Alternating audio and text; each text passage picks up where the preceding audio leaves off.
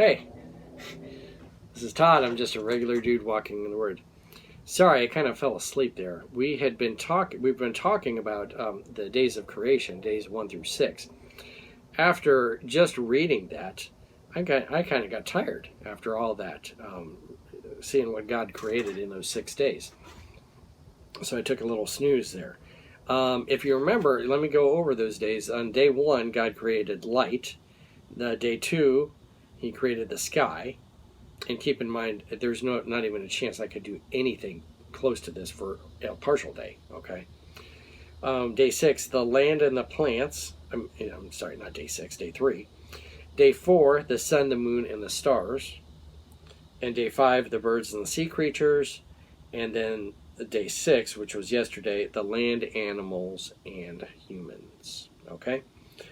So let's see what happens on day 7, and that's taken from Genesis 2, chapter 2, verses 1 through 3. Let's see what He creates. Thus the heavens and the earth were completed in all their vast array. Okay, yeah, sounds good. But the 7th day God had finished the work He had been doing, so on the 7th day He rested from all His work.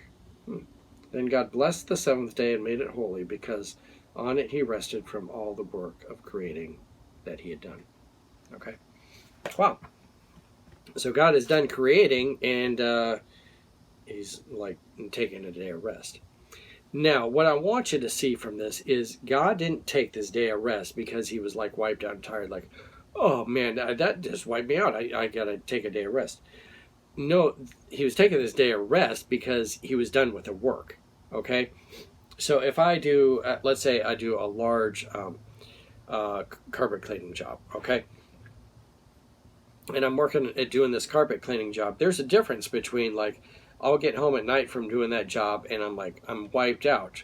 I've got to take a rest for the night because I'm just so tired. There's a difference between that and then I'll do this job that has gone on for several weeks, let's say. And at the end of those several weeks, I take off like a few days, okay? And I might go on a little vacation or away for the weekend or whatever, something like that. I'm not doing it because I'm like, oh, I'm just wiped out. No, I feel fine, okay? And I actually feel finer or better because I'm all done with that. And so I'm doing it as kind of a celebration, like, hey, I'm done with that job that's taken several weeks. So I'm taking, the weekend off. And that's what God was doing here. He was like, it's complete. And so I'm taking, the day off, really. And it's a day of rest. And that, that thing has, you think about it, the day of rest was instituted at creation. And then I don't know how well it was observed all the way up until Moses. But then Moses, when he gave the law, that was one of the days. And if you are familiar with the 10 Commandments, remember the Sabbath day and keep it holy. That's one of the 10 Commandments. And you know what? That goes on even to today. Okay? And you will find that everybody is all in support of that, having that day of rest like that. Even the non-Christians are like, oh yeah, I want a day of rest. And you go, where'd that come from? Oh, it just happened. No, it didn't just happen. God instituted that way back when. Because God understands us and our bodies, okay? You will see, and mark my words, you will see that if I work continuously 7 days a week, for a long time here, what happens is this: my body starts to break down. I start to have aches and pains where I didn't have aches and pains because I've not given my body rest, okay? And so God has designed us to have that day of rest, okay? And so we take that day of rest, the Sunday, where I don't work, my muscles heal up a little better, and so forth. I have that day of rest, and I'm not thinking about, on Sunday, I'm not thinking about carpet cleaning or floods or anything like that. It's just a day of rest, a day to recoup. And God has given that to us. And it's an awesome thing that we still honor that today. And we as Christians love it, and the non-Christians are like, yeah, that sounds like a great thing to do. I'm all in favor of that, even though they don't want to, follow Jesus. Okay, so this concludes this seven days of creation. The seventh day he rested. And so tomorrow we're going to get into talking about Adam and Eve.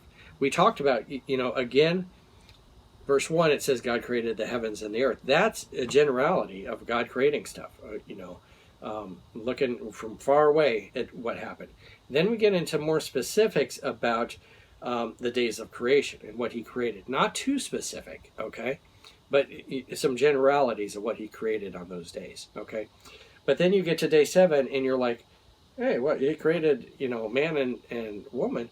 It doesn't give us a whole lot of details about it. But you read chapter 2, that's where it gives a whole lot of details about man and woman, okay? And Adam and Eve. What I want you to see from this, though, is that God, kind of flies through all this other stuff, but he spends more time on the creation of man and woman, because we're made in his image, and the relationship is between us and God, not between the monkey and God. Okay, it's between us and God. All right. So thanks for watching. I'm just a regular dude walking in the Word, and I look forward to seeing you tomorrow as we continue our journey through the book of Genesis. Lord's blessing. I'll see you then.